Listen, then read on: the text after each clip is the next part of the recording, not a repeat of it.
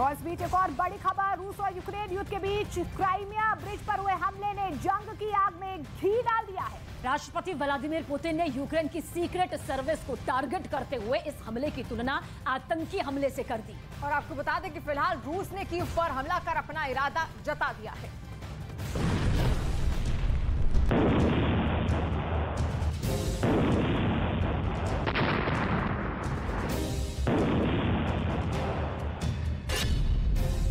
Ukraine युद्ध में महातबाही की दस्तक।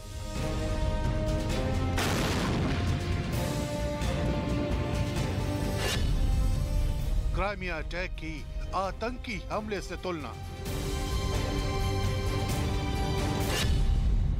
यूक्रेन के सीक्रेट सर्विस पर सनसनीखेज आरोप। भड़के पुतिन का भयानक बदला।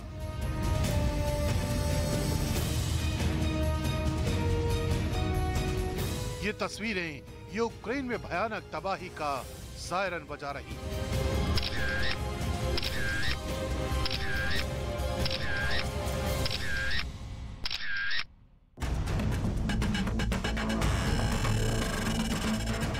ये तस्वीरें यूक्रेन में युद्ध की दिशा को पूरी तरह बदलने वाली है।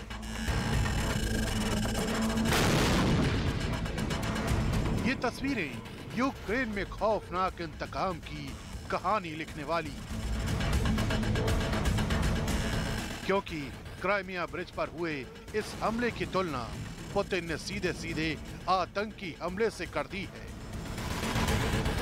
रिपोर्ट के मुताबिक पुतिन ने क्राइमिया ब्रिज पर हुए इस हमले को लेकर कहा है,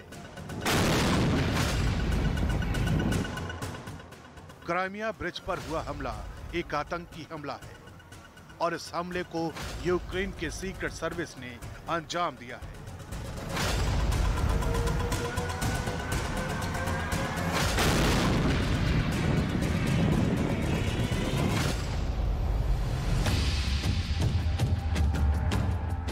रूस को क्राइमिया से जोड़ने वाले इस ब्रिज पर शनिवार को हमला हुआ था, जिसमें ब्रिज का बड़ा हिस्सा तहस नहस हो गया था।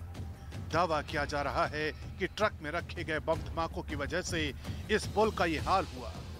इतना ही नहीं, इस ब्रिज पर हुए हमले के बाद क्राइमिया और रूस के बीच आवाजाही भी बंद हो गई थी।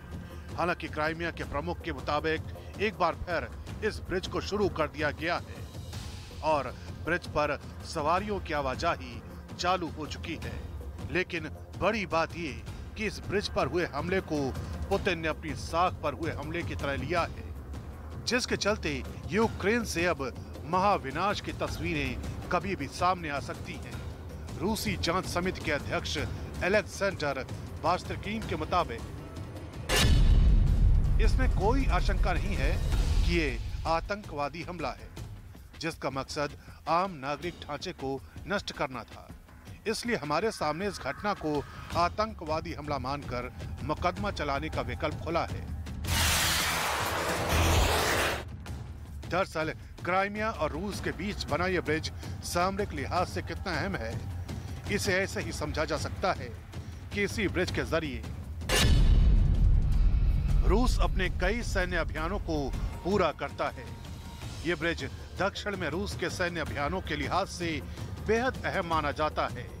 अगर ये ब्रिज एक भी दिन के लिए बंद हो जाए तो क्राइमिया तक कुछ भी भेजना रूस के लिए चुनौती बन जाता है। 2014 में क्राइमिया पर कब्जे के बाद रूस ने इस ब्रिज का निर्माण कराया था, लेकिन शनिवार को अचानक ये पुल इस भयानक धमाके की भेंट चढ़ गया। भले ही अब इस पुल पर आवाजाही का दावा किया जा रहा है, लेकिन पुतिन ने इस बात के साफ साफ संकेत दे दिए हैं कि अब यूक्रेन में कुछ बहुत भयानक होने वाला है।